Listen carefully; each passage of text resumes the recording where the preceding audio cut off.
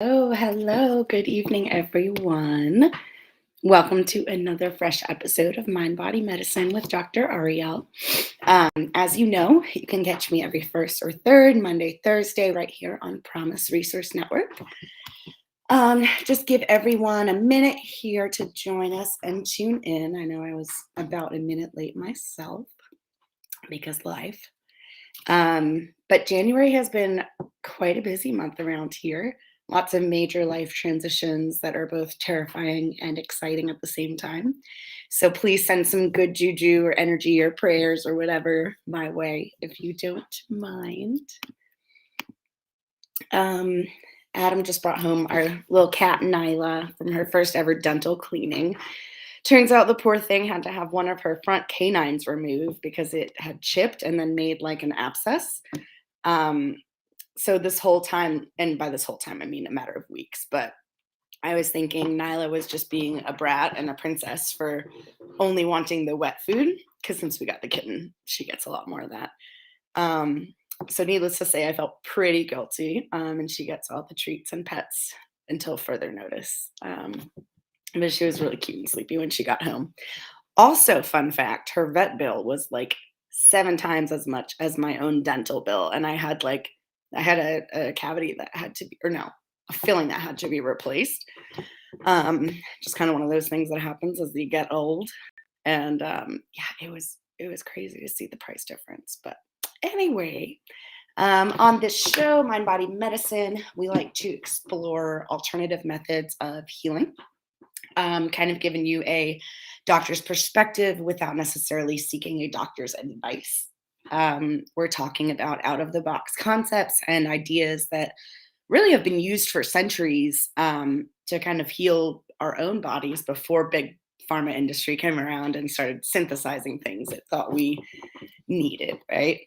Um, so we all know how much I love nature's medicine or like medicinal magic of plants, however I'm whimsically saying it at the time. But I wanted to kind of delve into the essential oils conversation here. This is something when I was practicing that I would get asked about somewhat regularly. I had some crunchy patients, some granola patients, or however you call them, that got funneled my way because they knew I was more like alternative health friendly. But just for starters, I have absolutely no disclosures. Like I'm not, I don't do the multi-level marketing thing. Sadly, I don't have any discount codes to offer y'all. But I do have some pretty neat tidbits about what these healing oils can offer, what they've done for me, and what they've been anecdotally noted to do for hundreds of years, right? Um, so I'm curious, like, what, if any, experience y'all might have with essential oils. If you've tried it, if you've had good experiences, bad experiences, potentially um, if you're just curious, that's what we're gonna kind of delve into here. Um, I, for one, have been hooked on aromatherapy since I was a little girl. My mom had this like lavender eye pillow, and of course, all the bubble bath smells that you could imagine. And since our olfactory sense or our sense of smell can be a strong trigger for our memory, it's no surprise, of course, that in my adult life, when I smell that same lavender, I sort of immediately get triggered in my amygdala, your emotional response, right? And I think of my mother and I think of peace and safety and all that her presence offered me when she was alive.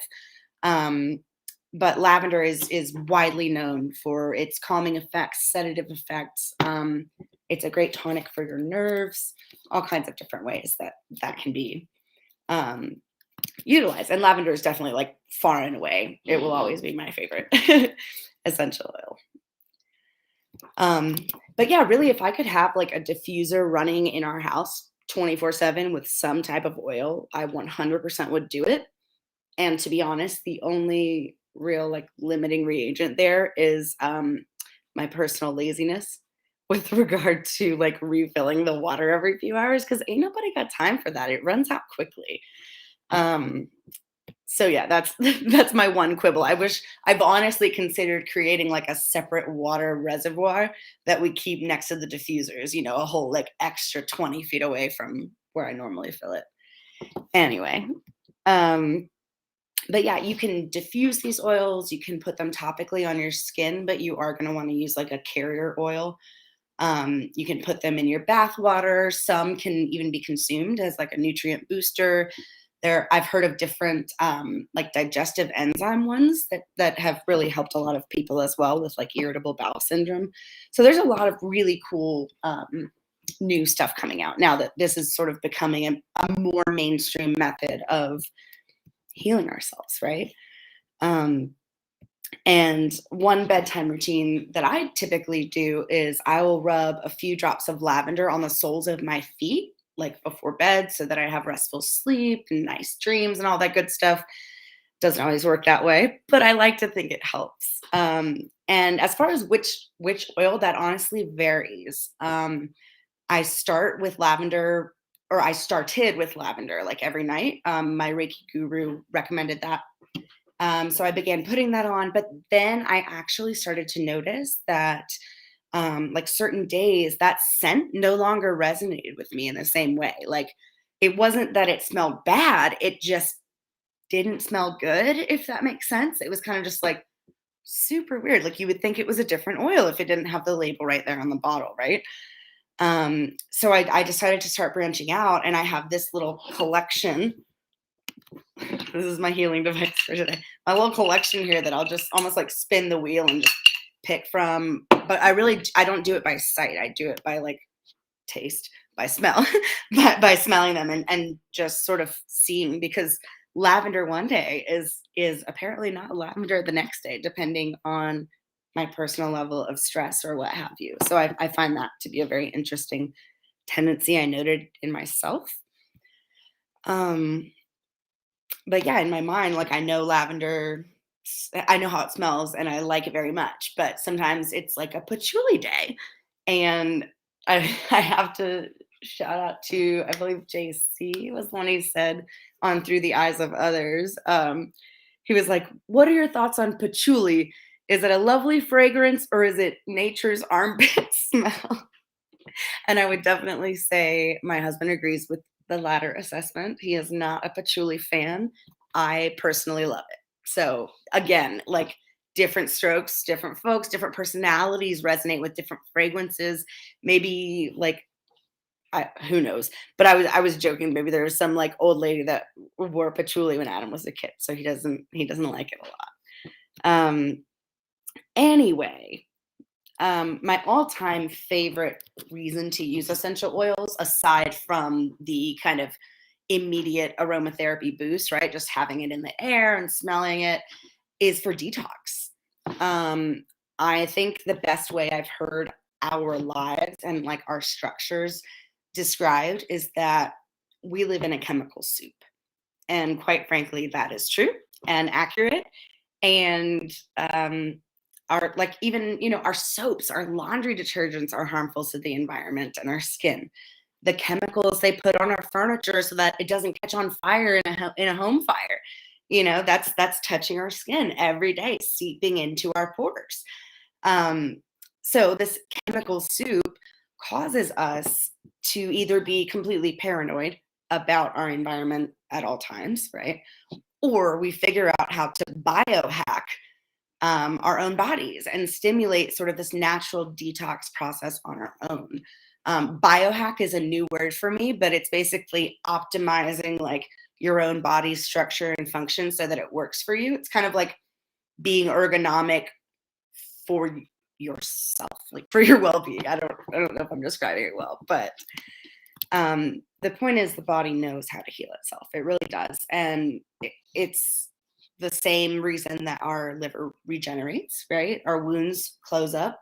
As one of my mentors used to say, all bleeding stops eventually, right? Not something I want to hear from a doctor, but I thought it was cute. So there is like a kind of go-to classic essential oil detox. It's called a raindrop technique. Again, not associating it with any particular brand. The only people I'm going to give credit for the technique would be like the Native American tribe that it came from. So it's a Native American ritual within the Lakota tribe.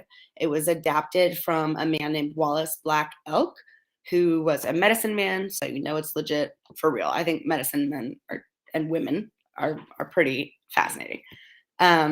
So it's just a combination of different oils. It was originally developed to treat things like chronic back problems, like scoliosis, which is when your spine is curved, or like degenerative disc disease, or like some arthritis in there. But basically, you're using 7 different oils that are in combination to decrease inflammation and essentially kill any viruses or bacteria or fungi, for that matter, that are dormant in your spine. And so a great example of this, because yeah, if I were if I were hearing that term, like, okay, something is dormant in my spine, it doesn't make a lot of sense. But a good example that we all know is probably the shingles rash and viral prodrome that occurs.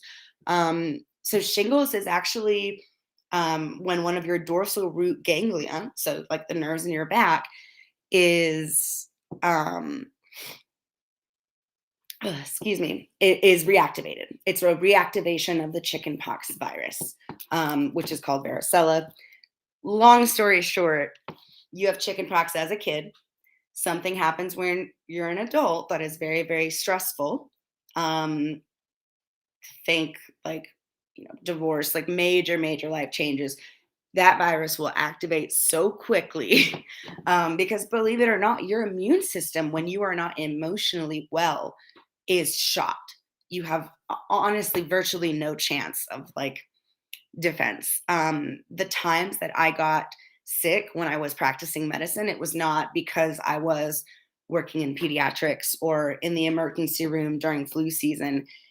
It was just dependent on how sick I was from my schedule, how my sleep had suffered, how my nutrition had suffered, and my working out, all these habits kind of coalesced at one time, right? So the concept behind this entire process with these oils is we're looking for alignment, right? In yoga, we say you're as old as your spine. So the concept behind this is that we are looking for structural and thus functional and even electrical alignment between our neurons. And some of the general benefits: reduce pain and stress, helps your circulation. It's going to support your immune system so that you're better able to fight off infections or inflammation, which inflammation is kind of the root of all evil in the body, according to many experts. And it can even increase your cognition, your focus, your concentration, right? So I'll just laundry list off real quick the herbs. Don't worry if you're trying to furiously keep up like I normally do with notes, but it's thyme, peppermint, marjoram, basil, oregano, cypress, and wintergreen.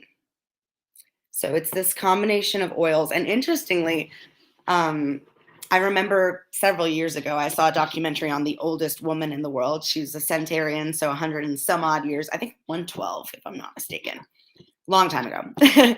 But they asked her what her secret was to a long life. And she said, one, the spices.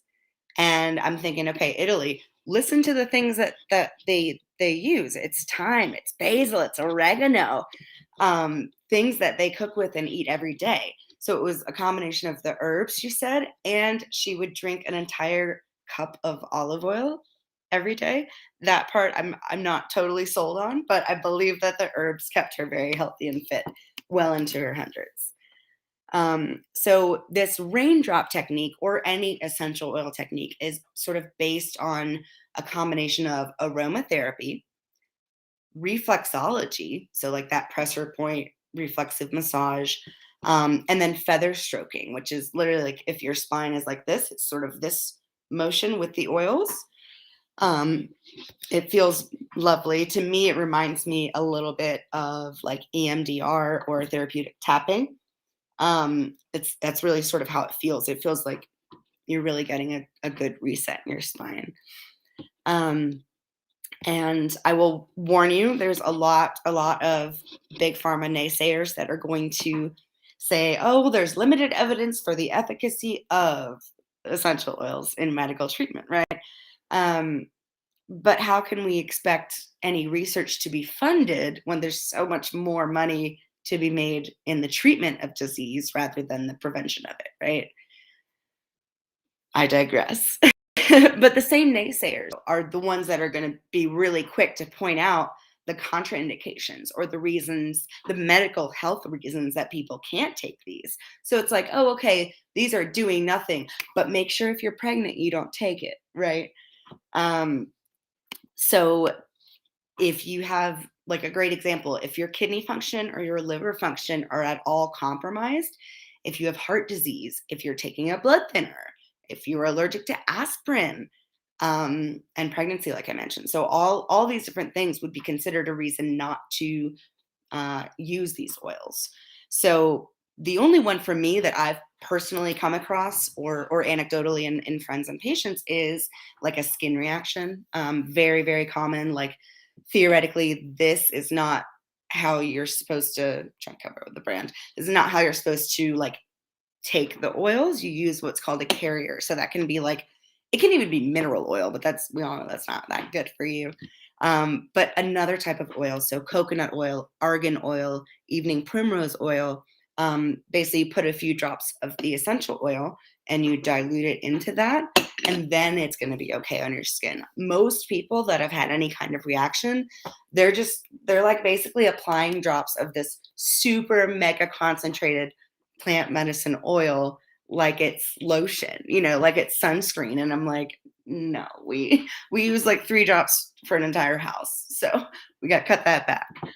But the sensitive skin is really the only thing that I personally can think of. Catching up on some comments here. He doesn't hate patchouli, but it's on the list of smells I never need to smell again. All right, that's one way to say it. um, Anyway, so yes, the raindrop technique is a healing, a cleansing massage, but we are going to use like a carrier oil to dilute this down. But essential oils are really cool, y'all. Like I'm giving you 3 because I think things are easier to remember in increments of 3.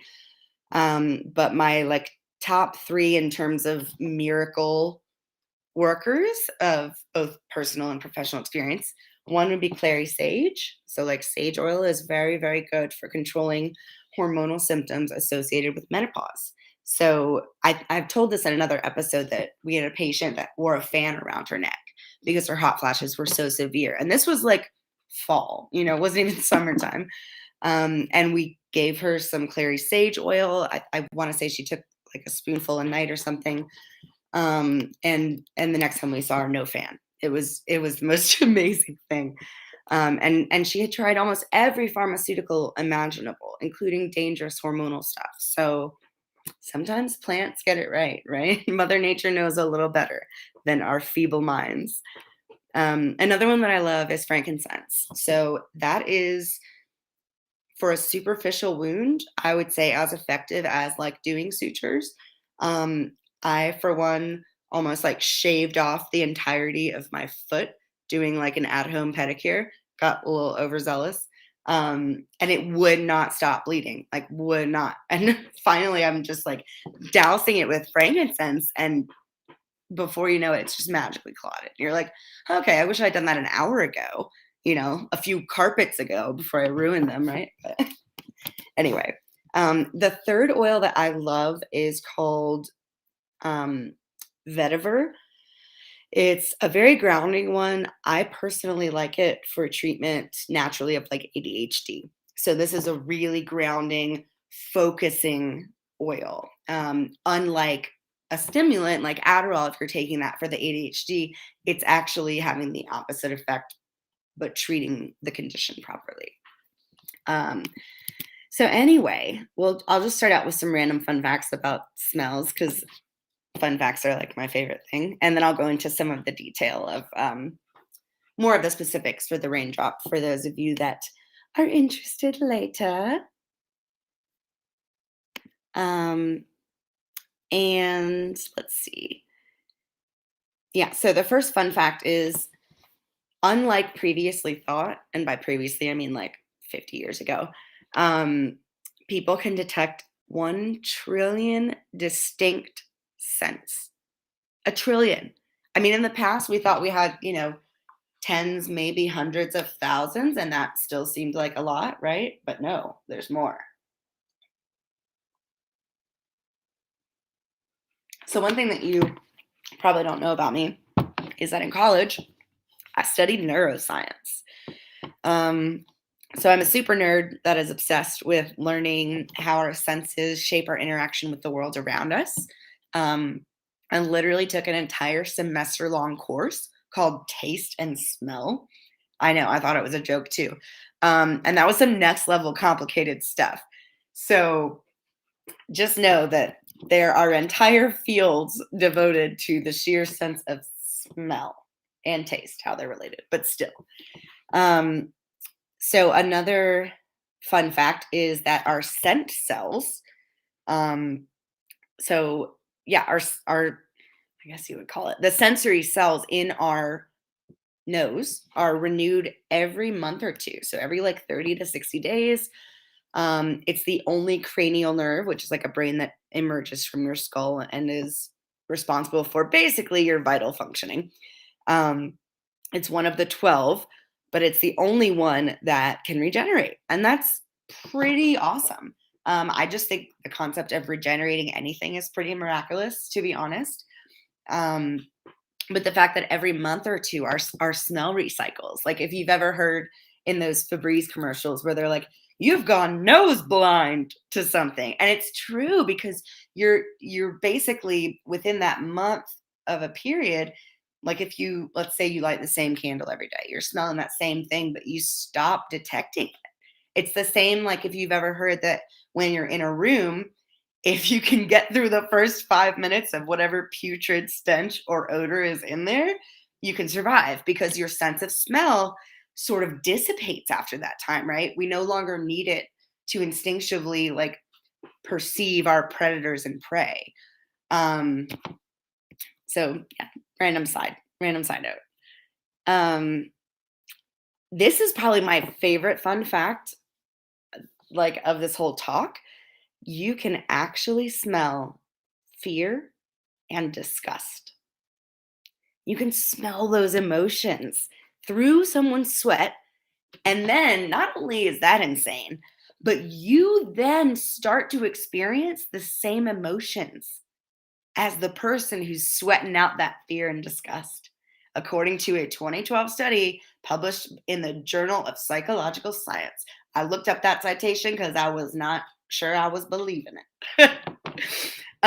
But that's wild to me. Like maybe that's part of the reason that our most powerful sense for memory is smell. Our emotions have sense of their own. Makes sense if you think about pheromones. If you've ever been just sort of magnetized by someone or like biologically drawn to someone based on nothing but physical appearance, for me that's never mind. There's a lot of pretty people without a lot behind the scenes. We'll just say that. Um, but just like we know that our teardrops have a different chemical structure under a microscope, depending on what emotion elicited them, I think in the same way, our sweat holds a certain degree of like biochemical memory. And that's pretty fascinating. But does anyone else notice how like their nervous sweat that you might have on like a job interview or whatever is way, way stinkier than your workout sweat? Like it's a different kind of thing. Like I can be on a cold winter day interviewing in an office and walk out smelling like I ran a marathon, and I can go to the gym and actually psych, I've never run a marathon, but I can actually go and do a workout, and it smells like pretty normal sweat, right? Because there's not a lot of emotion affiliated with it. or if anything, it's a catharsis, it's a detoxing. So it doesn't stink as much. But I personally would even venture to say that um I mean, I think evil people physically stink more than the kind ones, mainly because I've experienced the difference. I won't go into any more details, but I'm dead serious. Whenever an individual worked out, it was like you could smell it from across the house. It was like a chemical wasteland. And you're just like, girl, what is in your body? Anyway, it's just sort of negative versus positive, pessimist versus optimist, like people carrying around that dis-ease disease, right? Everywhere they go, and other people notice it. They smell it. Um, Another fun fact, women have a better sense of smell than men. I do like any opportunity to like elevate the female status. I'm just kidding. Well, I'm not kidding, but women have just always been better. Like study after study, it's never been proven that men were superior when it comes to odor and smell identification and detection. So I think part of this is just because we have more developed brains, right? More developed orbital prefrontal region of the brain. Yes, I looked that up because I would not have actually remembered that on my own. But we have a certain part of our brain that is just naturally more developed, and that is where our cranial nerve traverses through. So that kind of makes sense, right? But if you think from an evolutionary capacity, why would women need to smell more, I guess, acutely and with more acuity than men? Like biologically, why might that be? I think it's discerning your mates, like I mentioned with the pheromones, but also helping women to like bond and understand their newborn babies. Any mom that like her kid has gotten out of the baby phase, you can ask them. They have some article of clothing or blanket that smells like that newborn baby, and they sniff it for early and often because there's just some powerful feeling of like peace and calm and probably holy hell I brought this life into the world successfully sentiment that we really enjoy. So to me that's logical as well. um, Two more little fun facts. One is that as we age our senses aren't as good, right? Our eyesight starts to go, your smell included starts to just decrease a little bit. But apparently this loss of smell with age is related to race, and the extent that Hispanics and African Americans experience loss of smell to age much earlier than Caucasians. And it's really unclear why this is at this point. Medical research is very good at saying, oh, there is a big difference in these two groups. Or like African Americans are likely to be allergic to this medication and they might have this disease. And it's like, okay, well, why? Why? What are these social and societal determinants of that wellness? I would be willing to bet it has to do with money, right? Medicine's a business. Um, Final fun fact, and this is pretty cool too, but dogs can actually distinguish between fraternal twins, but not identical twins. So I don't really have a follow up for that one. It's just cool that, two people that do have the same DNA or two people that have different DNA but even look the same, they can still tell the difference when they switched up the experiments. Um, I'm just gonna check in really quick. All right, good. I'm not missing anything other than Adam saying hey. All right, so back to the whole sort of premise is using aromatherapy for healing, right? So this raindrop technique, which again is these 7 oils, we'll reference back to them. But there's no magic like brand or blend or no interest to disclose here. Just the simple oils that I know can have medicinal benefits. But basically, the whole idea is we're wanting to stimulate every organ, every muscle, every cell and bone in our bodies on a cellular level, like on a microscopic level, so we can bring it into that balance, right? Releasing the disease causing toxins wherever they're stored. Um, And during this process, so think of it like a massage. It's essentially an essential oil massage. Um, but you're laying, on a table, bare skin, and it's actually thought when you sprinkle the drops of oil, right, meant to simulate rainfall, that that oil interacts with their sort of aura, their biochemical field, electromagnetic, I should say, um, before it even touches the skin. So the sheer act of kind of plummeting through the atmosphere that we are is a premise of how it works. But basically, we can have things that anywhere from toxins to viruses and bacteria that can hibernate and live in the fatty tissue and the lymph nodes that go along our spine. Remember, you're as old as your spine, old as your spine.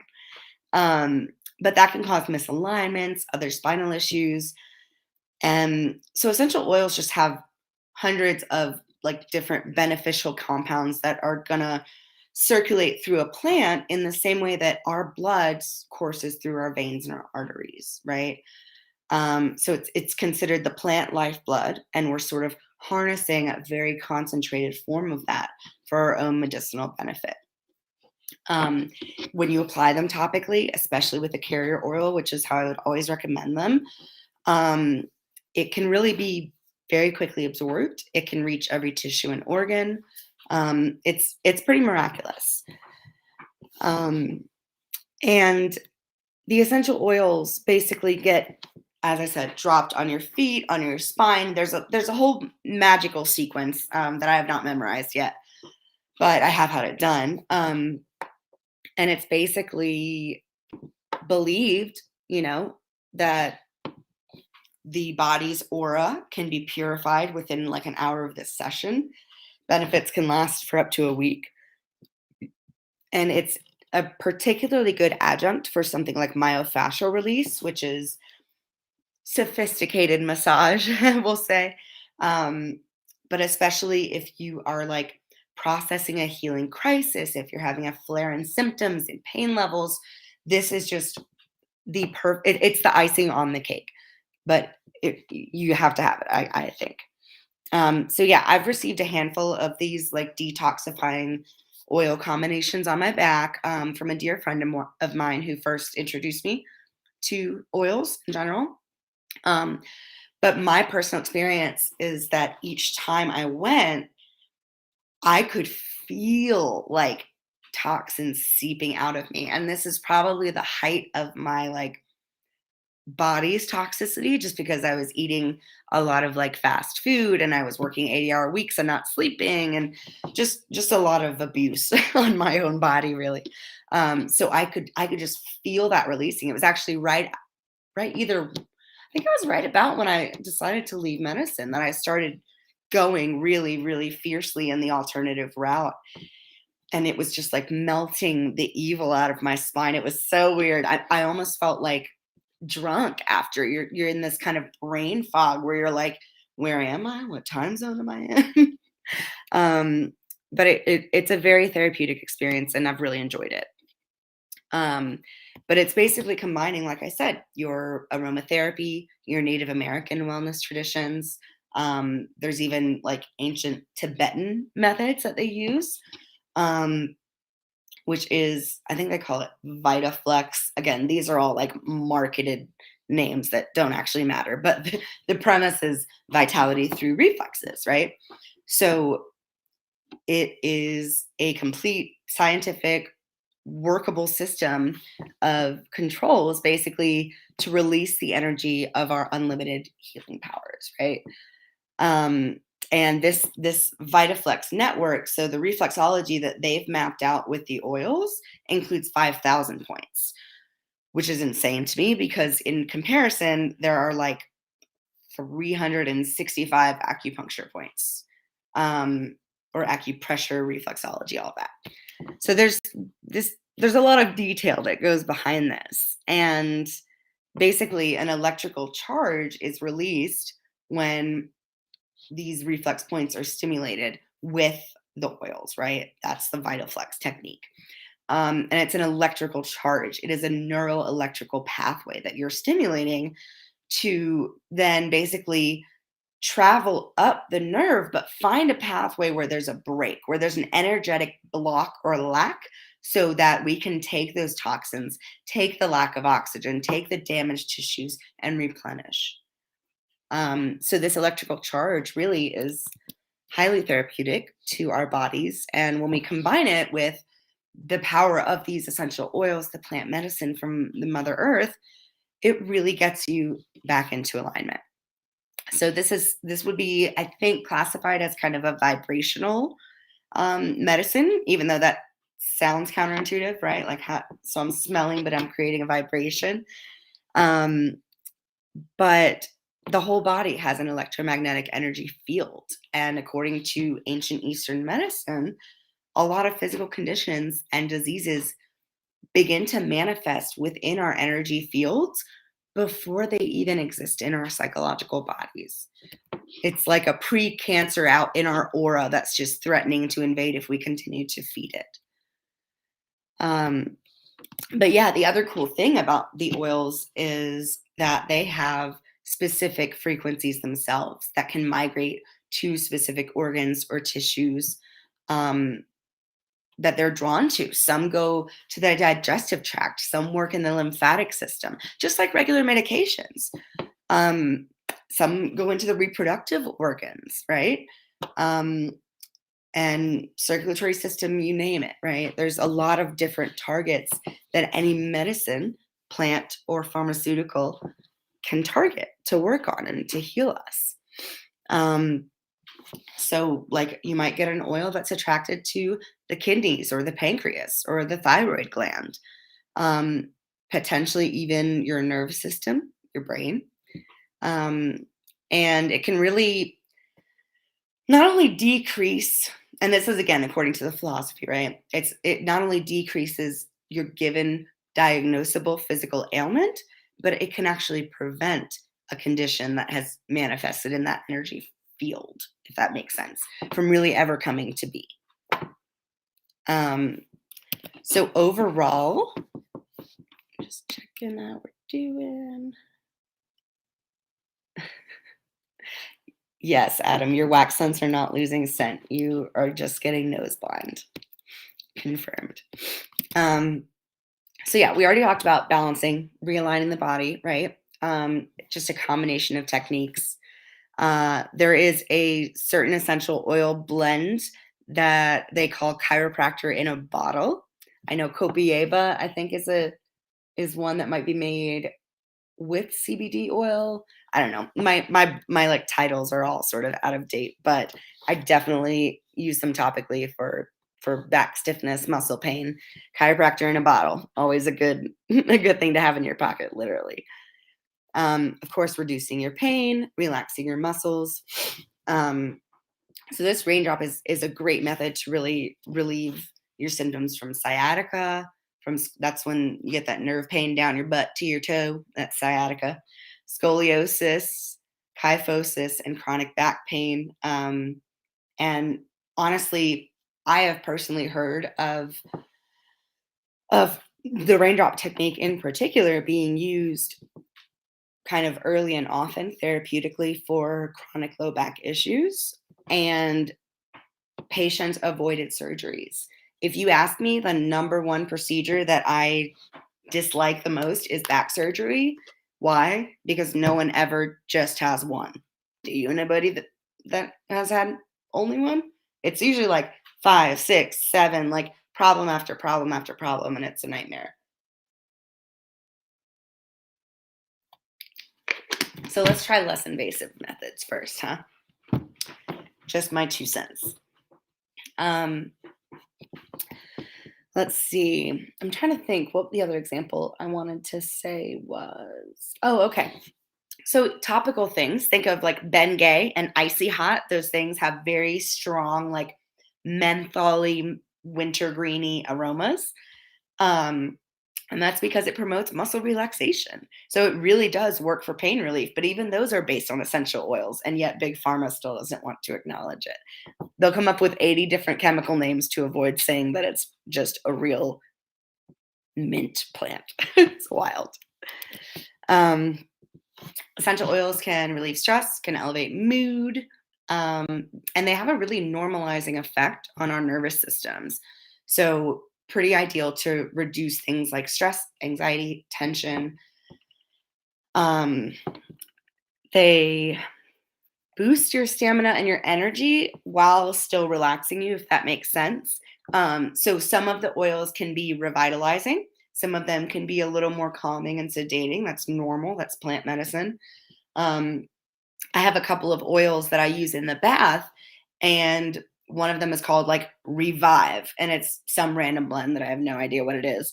But there's a Revive morning and there's a Revive evening. And for the life of me, I can't quite tell the difference, but I'm sure there is one. But just based on how your body and your sense of smell will process it during a certain time of day, right? So we can boost our energy, we can calm ourselves, you can do anything, right? The whole spectrum. But basically just promoting your overall longevity, your vitality, right? We want quality of life much more than quantity, but both are nice. Um, and then, of course, they can be mood elevating. I don't know about you, but I find it pretty hard to be like super stressed if your surroundings literally smell like friggin' roses. Pretty difficult. And I need to be better about this actually, like carrying some around with me so that if I feel stressed, I can just put a drop, rub it on my hands, and just snort it. I'm just kidding, but that is kind of what I do. I just like I need to fully immerse myself, so I put it all over my face until I'm taking a few breaths, calmed my parasympathetics, brought myself back down to grounding, right? Um, it can also help with our breathing. So in the same way that cough drops contain that menthol that helps to kind of break up mucus and things, the peppermint and things are amazing for our lungs, also good for our tummies. Um, but the thyme, the oregano are going to be really high in your antioxidants. They're also known to support your immune system. Again, the antibacterials. So, really, no foreign pathogens or invaders, no bugs or drugs can get in there. um, and we won't have that awakening of like the chickenpox virus that might occur with shingles, right? They should actually do a study with that. This would probably be the most replicable study. Harvard, call me up. But shingles presentation when in the face of chronic, what would you call it, essential oil raindrop type of treatment. I'd be very interested to even see like a study being done would just be sort of miraculous. But the other thing, as I mentioned already, detox. I love detox. We live in a chemical soup. We all need it all the time, every day, for real. Even if it's just a cup of herbal tea, right? That counts. I do my CCF, the cumin, coriander, fennel blend. Um, I will literally make an entire pot of tea, which is like, I don't know, probably not a whole gallon, but it's a lot. And I'll drink that whole thing and just force myself to kind of like shed some shit, poop it out, feel better, detox. Just because I know that the stress of our environment, the quality of our air is not great. The chemicals on everything that we own are a reality, right? And so having these daily rituals and I vary them up. Don't think that I'm doing any of these on any regular basis. I take turns in how I detox, right? Some people like a juice cleanse. I personally enjoy mastication. That means chewing. Get your mind out of the gutter.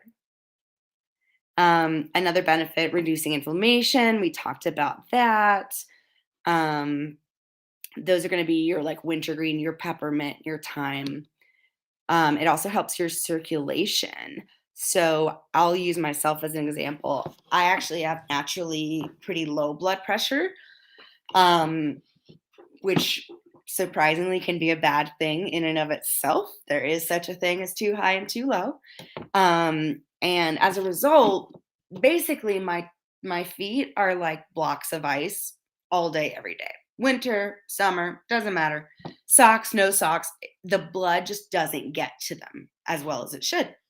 And so, because of that, I have begun trying putting um, these oils onto my feet. So not only are the feet a powerful way to absorb an oil in general, but obviously my feet were giving me the problem themselves, so it made sense to topically apply directly to the problem. And whoo, my feet were like on fire for a minute, but then they started to feel really good and normal in a way I haven't really felt since like pre-soccer days. I messed myself up in soccer. I played on a boys team, just don't ever try it. But yes, it was very refreshing. Um focus and concentration we talked about. But it makes sense, right? Because we need more oxygen, we need more blood flow to literally make our brain function properly. Um, things like basil are going to reduce your mental fatigue. Peppermint oil is shown to be helpful against stress and toxins in our brain cells. So you hear things like oxidative stress. That's what we're talking about, those free radicals. And the final two, which are my favorite, are emotional release and stimulating healing. So that emotional release is because a lot of these oils are able to cross the blood brain barrier, which, if you have any healthcare background or if you've studied pharmaceuticals at all, that's kind of a big deal with certain medications. It's a reason that a lot of our medications don't work like they say that they will, because it never actually penetrates the blood brain barrier to have an effect on our mood and mental state. But a lot of these oils do that, and guess how they do it? Naturally. We don't have to modify them. They just know where to go. They know what to do. They affect the limbic system. So this is the part of our brain controlling our mood, our emotions, our behavior. That's really like your I always, for some reason, use this gesture because my therapist years ago used it, but saying you're triggering the amygdala, for some reason that visual helps me. But that is our emotional computer. So the fact that oils can reach our emotional computer and turn it on in a good way rather than triggering it and irritating it, right? Is pretty miraculous. And this is literally allowing for the release of negative emotions that get subconsciously stored in our cells. There are a lot of theories of disease that center around this concept. It's called epigenetics. So, how our DNA, how our genes literally change in response to things like trauma. And what happens as a result? We get long-term chronic diseases, we get pain, we might get cancer, any number of things. But the exciting thing is that we have the ability to rectify a lot of that all by ourselves and prevent a lot of it. So it's not too late. And then as far as healing, right? Like we're just triggering electrical reflex points, stopping further injuries, stopping like stress, and just what do you call it? Aiding recovery. Um, More efficient healing is how I would say it. Um, let's see. I made a bunch of random and super specific notes, but like that's seeming very sciencey. I'll go to my cliff notes. um, okay, cliff notes and a fun fact about peppermint. It's been long revered for its healing properties, and yes, I mean like the candy peppermint. But it's used in this raindrop technique for a lot of different purposes. Included in these would be things like the benefits on the respiratory system. Remember, the menthol breaks up the mucus, lets you breathe a little easier, great for digestion, like we said, mental acuity. Anyone who has had the misfortune of sitting next to me during an exam knows that I exploit the mental acuity benefits of peppermint quite early and often.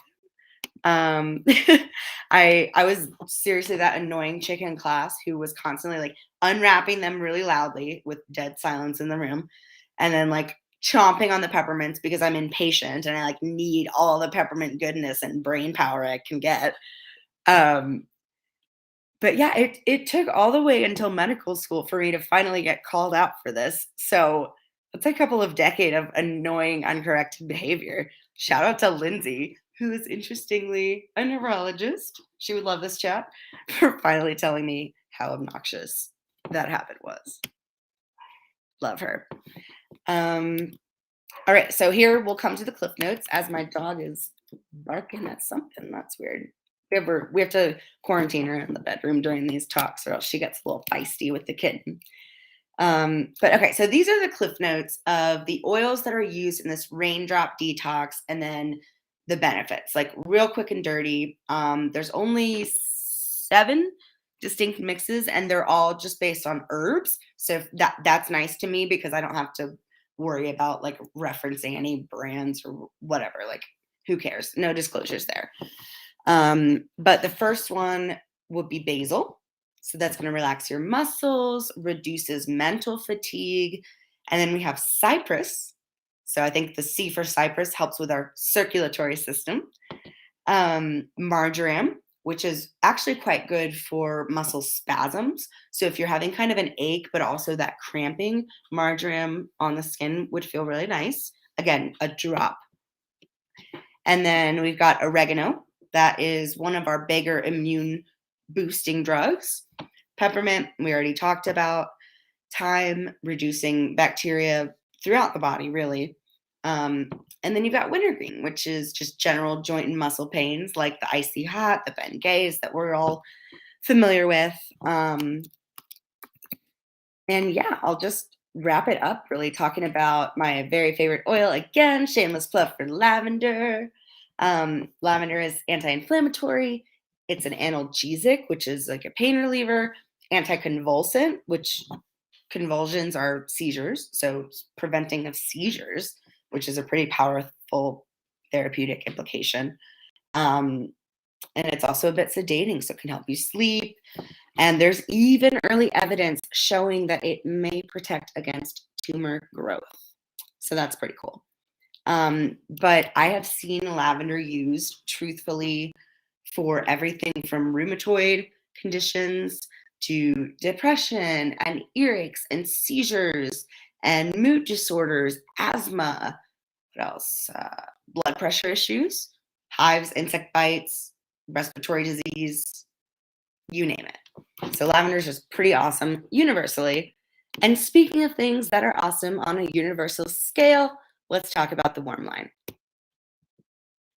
Promise Resource Network developed this like early pandemic, COVIDicus, as Jane would say. And it's awesome to be able to reach out to them and just have a listening voice on the other end.